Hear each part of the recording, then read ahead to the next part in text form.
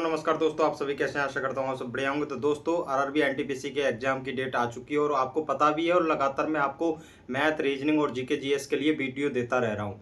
क्योंकि उसके लिए इसलिए दे रहा हूँ मैं वीडियो, क्योंकि इतने एग्जाम दे लिए और आपको पता है, और इसमें नए स्टूडेंट भी हैं जिन्होंने जो आरआरबी एनटीपीसी का ही एग्जाम दे रहे हैं, और जिन्होंने पहले एग्जाम नहीं दिए हैं आरआरबी के, तो उनको ये नहीं पता होगा। और बहुत से स्टूडेंट एग्जाम दे भी लेते हैं तो वो एनालिसिस ये नहीं कर पाते कि आरआरबी पूछ क्या रहा है, जो टीसीएस का पैटर्न है वो क्या फॉलो हो रहा है। तो मैं आपको बता दूं, इसलिए मैं ये वीडियो बना कर दे रहा था कि आपको ये पता चल जाए कि जो हम फालतू कचरा पढ़ रहे हैं वो ना पढ़ें, और जो एग्जाम में पूछा जा रहा है वही पढ़ें, क्योंकि इसके भले के लिए। और देखो, सबसे पहले मैं एक बात बताऊं आपको, जिस किसी को मतलब पीडीएफ चाहिए, और जो मैं अपने नोट्स हैं उनकी पीडीएफ दे रहा हूँ, टेलीग्राम लिंक डिस्क्रिप्शन में, और नितिन बॉस गाइड करके एक चैनल है मतलब टेलीग्राम पर, उससे जाकर ज्वाइन कर लें, वहाँ पर पीडीएफ पढ़िए। क्योंकि जो एनटीपीसी के अंदर और ग्रुप डी के अंदर जो आपको फालतू की इतनी इतनी मोटी साइंस की पढ़नी होगी, यूथ की 15,000 क्वेश्चन की, जो 16,000 क्वेश्चन की बुक है वो आपको ना पढ़नी पड़े। वो मैंने पूरी बुक पढ़ के और कुछ पेजों में ही 10 से 20 पेजों, मतलब 10 से 15 पेजों में दोनों साइड से लगा करके, तो मतलब मैंने नोट्स बना दिए फिजिक्स के, केमिस्ट्री के, बायोलॉजी को, और वो हैंड रिटन नोट्स में टेलीग्राम पर डाल रहा हूँ। उससे आपको ये फायदा होगा कि मतलब जो टेलीग्राम पर नोट्स हैं उनको आप मतलब उस इतनी मोटी बुक को नहीं पढ़ पाओगे, क्योंकि उसमें रिपीटेड क्वेश्चन है ग्रुप डी बाय 2022 के, और मतलब एनटीपीसी के और अदर एग्जाम के। तो वो मैंने बहुत मतलब शॉर्ट में नोट्स बना करके लिख दिए, उनसे एक क्वेश्चन आपका साइंस का बाहर नहीं जाएगा। ग्रुप डी से लेके एएलपी जो अब 2025 में न्यू वैकेंसी आई, कोई भी एग्जाम हो, PYQ आया तो उस पेजों से बाहर नहीं जाएगा, ये मैं आपको गारंटी देता हूँ। तो आप वहाँ पर शॉर्ट में वहाँ से डाउनलोड करके पढ़ सकते हैं। मैथ रीजनिंग के मैं इसलिए लगातार अभी जो नोट्स दे रहा हूँ, और मैं पीडीएफ नहीं बना पा रहा, क्योंकि मैं देखो टीचर मॉक के बारे में बात करूंगा, क्योंकि ये वीडियो मॉक के लिए ही है। मॉक के बारे में बात करूंगा कि मॉक में जो आपके नंबर कम आ रहे हैं वो क्यों आ रहे हैं, और आप मतलब कम नंबर आते हैं तो मॉक देना नहीं चाहते, तो इसलिए मैं उसके बारे में बात करूंगा। जो टीचर हैं, देखो 7-7 8-8 घंटे की मैराथन दे रहे हैं, रेलवे के जितने पेपर हुए हैं उनकी 7-7 8-8 घंटे की मैराथन दे रहे हैं, लेकिन उनसे ये नहीं हुआ कि अभी 2 घंटे की एक वीडियो बना करके देते हैं, जो आरआरबी के अंदर जितने भी टाइप के क्वेश्चन पूछे गए, मतलब जो चैप्टर वाइज पूछे गए, जो रीजनिंग के क्वेश्चन है, मैथ के क्वेश्चन है, उनको दे दें, जिससे कि उनको पता चल जाए कि हर क्वेश्चन वही आ रहा है रिपीट होकर के एग्जाम के अंदर, तो उनको जल्दी से मतलब करके चले जाएं। तो ऐसा कुछ नहीं किया टीचरों ने। शायद मुझे आपका इतना प्यार और सपोर्ट मिलता रहा तो मैं आने वाले एग्जाम में, और जो ग्रुप डी का है उसमें मतलब आपको सटीक मतलब कंटेंट दूंगा मैं टेलीग्राम पर और यूट्यूब पर, और खुद कोशिश करूंगा कि उतने ही क्वेश्चन, जैसे 30-35 क्वेश्चन आ रहे हैं, उस बेस के करा दिए जाएं, जिससे कि आपको लगातार वहां पर जो क्वेश्चन देखने को मिले एकदम डिक्टो क्वेश्चन मिले। ये तभी हो पाएगा जब आपका प्यार सपोर्ट मिलेगा। और ऐसा ना सोचा करो कि भाई हमारा मतलब हम सिलेक्शन, मतलब हम भी पढ़ रहे हैं तो हम ये आपको जो सलाह दे रहे हैं वो सही नहीं दे रहे, ये नहीं दे रहे, ये आपकी गलत सोच होती है। मतलब हर कोई, जैसे आप गगन सर है मुखर्जी नगर के अंदर, एकदम खतरनाक टीचर हैं वो, क्योंकि मैथ के अंदर, और उनका मतलब सीजीएल भी नहीं निकाल पाए, उन्होंने कितने इंस्पेक्टर बना दिए। तो ये होता है, मतलब एक्सपीरियंस होता है। और जो हमको एक्सपीरियंस है ना, मैं इसलिए आपको शेयर करता हूँ कि आपको मतलब जो घाटा ना हो, और जो आपको मतलब धक्के लगते रहते हैं इतनी इतनी साल, वो आपको ना लगने चाहिए। तो अभी मैं इस पर ज़्यादा बात ना करते हुए आपको बता दिया, और धीरे धीरे वीडियो मिलती रहेंगी उसमें बताता रहूँगा। इतनी गर्मी पड़ रही है, पसीने देख रहे हैं कितनी, उससे वीडियो शूट करनी पड़ती है। आपकी प्यार सपोर्ट, और लाइक नहीं करते आप वीडियो को, लाइक भी कर दिया करें, जिससे कि हमको भी मोटिवेशन मिलता है, तो अच्छा लगता है। ठीक है, तो मॉक के बारे में मैं बात करता हूँ, बाकी चर्चाएं तो अलग वीडियो में चलती रहेंगी।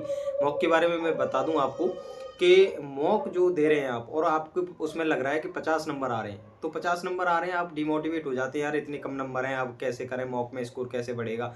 तो मॉक भाई स्कोर के लिए नहीं दिया करो। मॉक के 80 स्कोर करना है, मुझे 85 करना है। बहुत से स्टूडेंट तो यही करते हैं कि मुझे 80 नंबर नहीं आ रहे, तो उसके लिए वो नेगेटिव पे पेलते जाते हैं। तो इसलिए मॉक नहीं देने आपको। मॉक इसलिए देने, मैथ रीजनिंग के कौन कौन से क्वेश्चन है, जो कौन कौन से चैप्टर के क्वेश्चन है वो गलत हो रहे हैं। अगर आपके 50 नंबर भी इस टाइम मॉक में आ रहे हैं तो आप मतलब सेफ हो। क्यों सेफ हो मैं बता दूं, जो पीवाईक्यू उसके अंदर दे रखे हैं मॉक के अंदर, वो थोड़ा मतलब मैंने देखा है लगा करके, थोड़ा वो अलग है।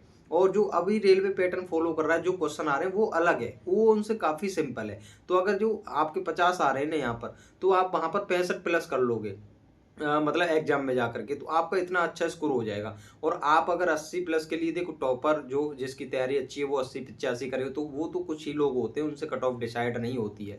60 या 65 नंबर आ रहे हैं, आप एकदम सेफ है।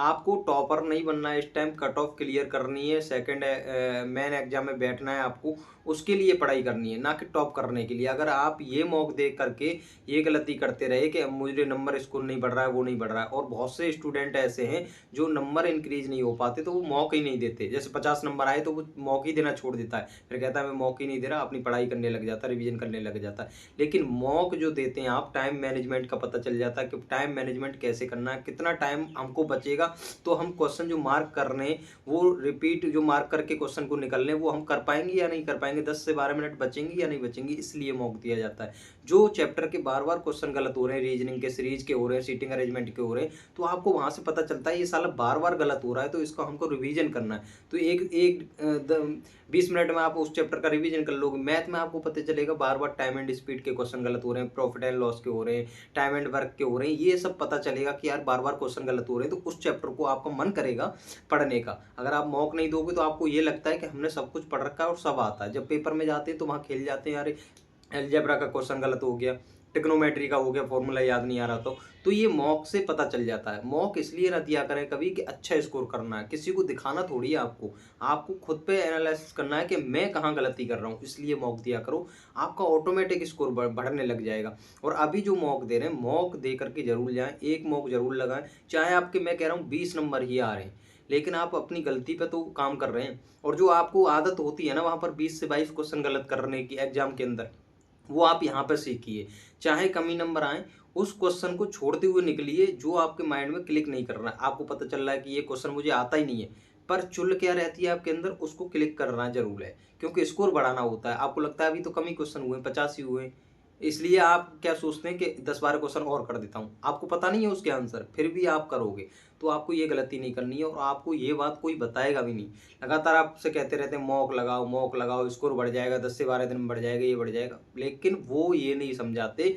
जो डिमोटिवेट हो जाते हैं, कम नंबर आते हैं, तो वो क्या करें क्या ना करें। तो मैं आपको यही समझा रहा हूँ कि मॉक जरूर लगाएं, सेक्शनल लगाएं या कैसे भी लगाएं, फुल लगाएं, लेकिन उस पर ये गलती जो आप कर रहे हैं, बार बार के गलत क्वेश्चन कर रहे हैं, उन पर सुधार करें, जिससे कि आपको मतलब एग्जाम में दिक्कत ना हो। और जो नेगेटिव क्वेश्चन करते हैं, आप अगर सोचिए नेगेटिव जो क्वेश्चन 20-22 गलत होते हैं या 15 गलत हुए, अगर उनको ना करें आप गलत, तो आपका कितना अच्छा स्कोर होगा। जो कि आप फालतू में करते हैं, आपको मैथ और रीजनिंग के अंदर तो पता चल जाएगा ना कि मैं जो क्वेश्चन कर रहा हूँ वो 100% सही है। कोई क्वेश्चन कथन निष्कर्ष के होते हैं जो गलत हो जाते हैं, बाकी आपने अच्छी प्रैक्टिस करी है तो आपका कोई मैथ रीजनिंग का क्वेश्चन गलत होगा ही नहीं, क्योंकि आपको पता रहता है कि आंसर जो आया है ये एकदम सटीक है, इसमें कोई डाउट नहीं है। और जीके वीके के क्वेश्चन है उनमें डाउट रहता है कि भाई ये क्वेश्चन गलत हो सकता है, आपको पता है ये 50-50 पे तो थोड़ा बहुत खेल सकते हो अगर कम क्वेश्चन करें। लेकिन जो मौका आपको देने वो इसलिए ही देने कि मतलब आपकी गलती सुधारनी है, टाइम मैनेजमेंट करना है। और जो सीटिंग अरेंजमेंट के क्वेश्चन होते हैं, इनको मैं कहूँगा आपको पहली बार में इनको छोड़ते हुए चलें। क्यों छोड़ते हुए चलें? क्योंकि जब एग्जाम दोगे ना वहाँ पर जो ये स्टार्टिंग में क्वेश्चन आ जाते हैं तो आपको पता चलता है, आप उस पर लगे रहते हैं, तो स्टार्टिंग में आपको प्रेशर बहुत ज़्यादा होता है, तो उस टाइम आपको क्वेश्चन जो कर रहे होते हैं तो वो गलत हो जाता है। तो ऐसी गलती आप ना करें, इनको पहली बार में छोड़ें। और ये मॉक दे करके मॉक ये प्रैक्टिस जो करनी है आपको मॉक में दे करके करनी है कि जो सीटिंग अरेंजमेंट के क्वेश्चन है और जो आपको लग रहा है सीरीज का ज़्यादा हार्ड क्वेश्चन है उसके स्किप कर करते चलें। टाइम वो अर्थमेटिक के अंदर जो क्वेश्चन आते हैं लैंग्वेज बेस्ड ज़्यादा, मतलब लैंग्वेज बेस्ड ही ज़्यादा क्वेश्चन बनते हैं घुमावदार, तो आपको पता चल रहा है एक बार लाइन पढ़ने के बाद आपको क्वेश्चन माइंड में क्लिक नहीं कर रहा है तो उसको छोड़ के चले। ये आदत मॉक में डालें, जो आगे आप जो एग्जाम में अप्लाई करोगे ना तो आपको पता चलेगा कितना फ़ायदा मिला था। जैसे आप इन क्वेश्चनों को छोड़ के चलोगे तो आपको पता चल जाएगी कि हर मॉक के अंदर मेरा 10 से 12 मिनट बच रही हैं, और 10 से 12 मिनट बच रही हैं ना, वो अगर सीटिंग अरेंजमेंट के क्वेश्चन है, सीरीज के हैं और एक दो क्वेश्चन जैसे पजल वगैरह के आ रहे हैं, तो वो क्वेश्चन जो बचे हुए हैं उनको मॉक देते टाइम उनको 10 से 12 मिनट जो बच रही है ना उन पे अप्लाई करो। देखना तुम विश्वास नहीं मानोगे, वो क्वेश्चन आपका इतने रिलैक्स में हो गया, आप जैसे पता चल जाएगा एंड तक मैंने बहुत क्वेश्चन कर लिए और इतना मतलब सफिशिएंट हो गए मेरे 60-65 क्वेश्चन। तो आप जो क्वेश्चन गलत कर रहे होते हैं ना स्टार्टिंग में, वो सीटिंग अरेंजमेंट का क्वेश्चन फिर गलत होगा ही नहीं। आपको पता चल जाएगा अभी मेरे पास 15 मिनट बची हुई है, 15 मिनट में आराम से कर लूंगा जो मैंने 4-5 क्वेश्चन छोड़े हुए हैं सीटिंग अरेंजमेंट के।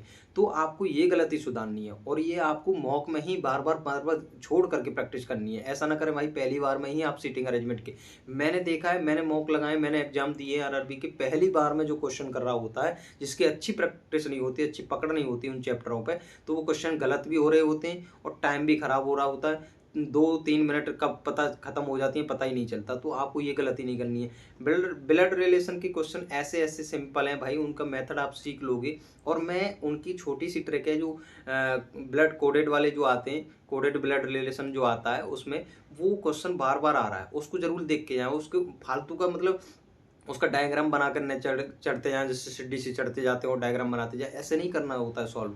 उसके मैं टेलीग्राम पे लिंक में ज्वाइन कर लेना दे रखा है, उस पे मैं मतलब क्वेश्चन को अप्लाई कर दूंगा और डाल दूंगा वहाँ पर, उसको सॉल्व करके देख लेना कि ऐसे होता है। तो आप वहाँ पर विद इन सेकंड में उसको ख़त्म कर दोगे, जो कि बहुत टाइम बचाएगा। और दूसरी बात ये है, अगर भाई मेरे पास अगर सपोर्ट मतलब थोड़ा मेरे पास टाइम होता, मेरा एग्ज़ाम नहीं होता, तो शायद मैं आपको बहुत अच्छा कंटेंट देता, जो कि मतलब सोच ही नहीं पा रहे। मेरे अंदर से बहुत मतलब तमन्ना है कि आपको वही क्वेश्चन दिए जाएँ जो आपको मतलब एग्ज़ाम में हूबहू देखने को मिले। मतलब कहने का मतलब है ऐसा ही पैटर्न फ़ॉलो हो रहा है तो वही हूबहू देखने को मिलेंगे, कोई अंतर नहीं होगा उन क्वेश्चन में। बहुत मन करता है, लेकिन मैं मजबूरी है कि इतना टाइम ना होने के कारण मैं सपोर्ट नहीं कर पाता। लेकिन ग्रुप डी वाले जो स्टूडेंट हैं, उनके लिए मैं बहुत तगड़ी सपोर्ट करने वाला हूँ, क्योंकि मुझे उस टाइम फ्री होऊँगा और इतने एग्ज़ाम मेरे हो जाएँगे तो मैं बहुत ज़्यादा एक्सपीरियंस हो जाएगा मुझे कि रेलवे टीसीएस जो पैटर्न बना रही है वो पूछ क्या रही है। तो सारी मैं वहाँ पर साइंस के बारे में और मैथ रीजनिंग के बारे में एकदम सटीक कंटेंट दूँगा।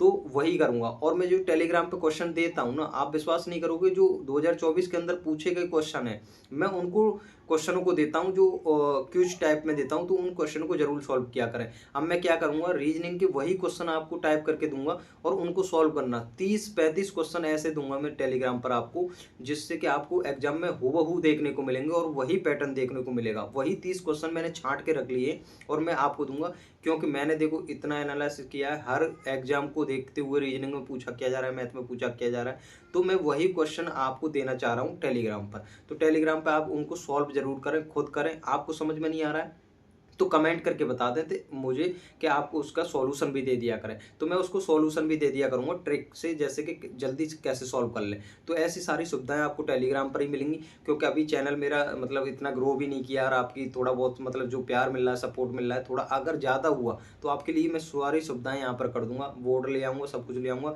वही। और देखो मुझे एकदम भाई ऐसा नहीं कि मैं वो मतलब ज़्यादा लंबी वीडियो बनाऊँ, फालतू का आपको टाइम खराब करूँ, पागल बनाऊँ, ऐसा मुझे कोई करने की ज़रूरत नहीं है। बोर्ड पे आपको वही क्वेश्चन कराऊँगा जो एग्ज़ाम में डायरेक्ट पूछे जा रहे हैं।